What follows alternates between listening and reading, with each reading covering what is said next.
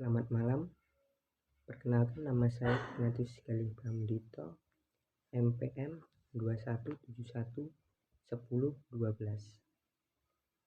Program studi D3 Produksi Tanaman Pangan, kelas PTP 2A. Di sini saya akan menjelaskan tugas kewarganegaraan yang diberikan oleh Pak Rahmat mengenai isu hak asasi manusia yang ada di Indonesia maupun di luar negeri.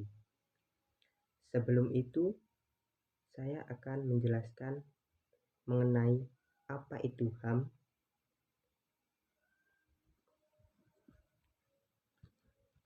HAM adalah hak asasi manusia atau hak dasar atau pokok milik manusia sejak lahir sebagai anugerah dari Tuhan Yang Maha Esa.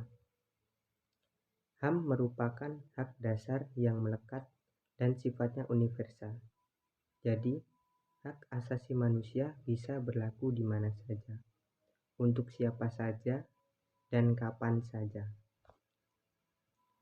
Hak asasi manusia dibagi menjadi 3, yaitu hak dasar, hak pokok, hak manusia sejak lahir, dan hak anugerah dari Tuhan Yang Maha Esa.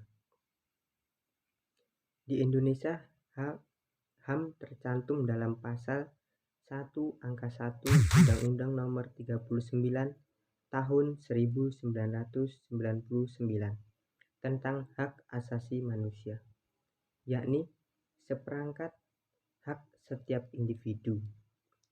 Hak ini wajib dihormati, dilindungi oleh negara, hukum, dan perlindungan harkat martabat manusia. Pelanggaran HAM ini bisa terjadi karena sengaja atau tidak disengaja. Secara hukum, bermaksud untuk membatasi peran hak pada individu atau kelompok. Bentuk pelanggaran HAM sering terjadi dalam kehidupan sehari-hari.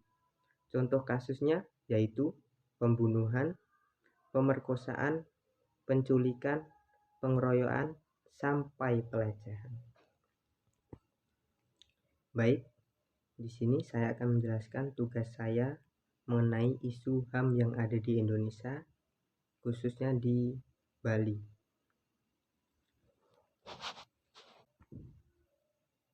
Isu HAM yang ada di Bali. Pengeboman Bali tahun 2002, disebut juga Bom Bali 1, adalah rangkaian 3 peristiwa pengeboman yang terjadi pada malam hari, tanggal 12 Oktober tahun 2002.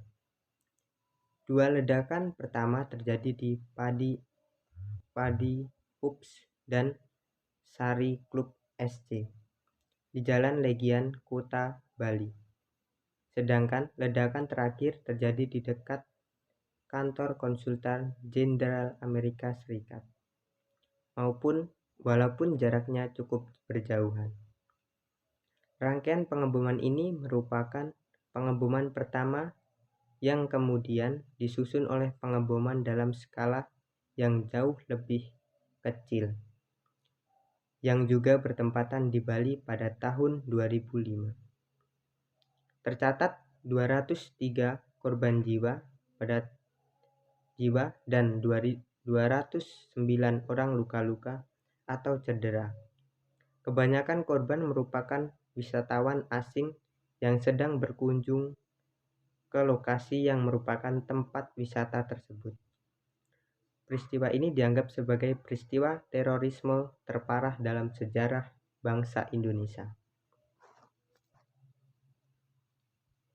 Tim investigasi gabungan Polri dan Kepolisian Luar Negeri yang telah dibentuk untuk menangani kasus ini menyimpulkan bom yang digunakan berjenis TNT seberat 1 kg dan di depan Sari Club merupakan bom RDX berbobot antara 50 sampai 150 kg. Peristiwa bom Bali 1 ini juga diangkat menjadi film layar lebar dengan judul Long Road to Heaven yang melibatkan pemeran dari Australia dan Indonesia. Pada tanggal 4 November 2002, nama dan identitas tersangka telah dikantongi petugas kepolisian. Tak cuma itu, polisi juga mengklaim telah mengetahui persembunyian para tersangka. Mereka tidak tinggal bersama, namun masih di Indonesia. Pada tanggal 5 November 2002, salah satu tersangka kunci ditangkap, yaitu yang bernama Amroji bin Nur Hasim, ditangkap di rumahnya di Desa Tenggulun, Lamongan, Jawa Timur. Pada tanggal 8 November 2002, status Amroji dinyatakan resmi sebagai tersangka dalam tindak pidana terorisme. Dan pada tanggal 10 November 2002, Amroji membeberkan 5 orang yang menjadi tim inti peledak. Ali Imron, Ali Fauji, Komarudin adalah eksekutor di Sari Club dan Padis. Sementara M. Gufron dan Mubarak menjadi orang yang membantu mempersiapkan peledak. Polisi pun memburu Muhammad Gufron, kakak Amroji, Ali Imron, adik Amroji, dan Ari Fauji, saudara lain dari ibu kandung Amroji. Kakak tiri Amroji, Tafsir dianggap tahu seluk-beluk mobil Mitsubishi L300 dan meminjamkan rumahnya untuk dipakai Amroji sebagai bengkel.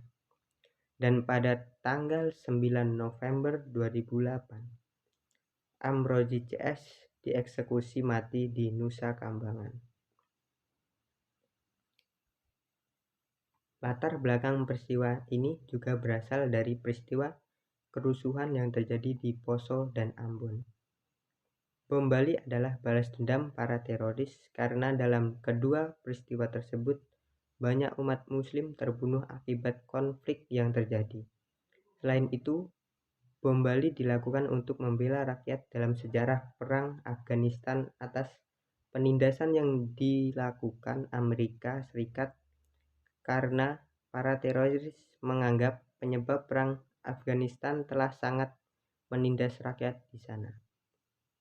Latar belakang peristiwa bom Bali terjadi juga karena para teroris menganggap bahwa Bali adalah pusat maksiat dan lokasi yang tidak sesuai dengan ajaran Islam.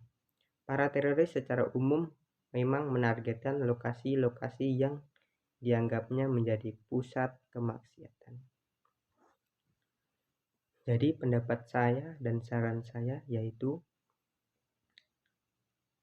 menurut saya peristiwa pengeboman di Bali itu sangat tidak berkemanusiaan, sebab banyaknya korban jiwa akibat peristiwa bom Bali tersebut membuat wisatawan dari luar negeri maupun dalam negeri menurun akibat adanya bom Bali tersebut. Peristiwa di atas sama sekali tidak patut dicontoh, apalagi pelakunya orang Indonesia sendiri dengan sengaja melukai negaranya sendiri.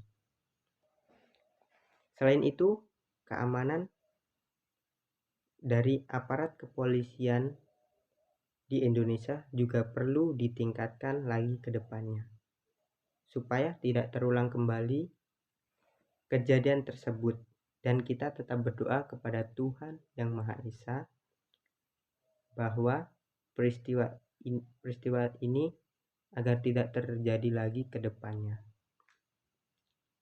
dan terulang lagi di negara kita tercinta ini, yaitu Indonesia. Baik, sekian presentasi dari saya. Apabila ada kesalahan, saya mohon maaf yang sebesar-besarnya. Saya akhiri. Selamat malam.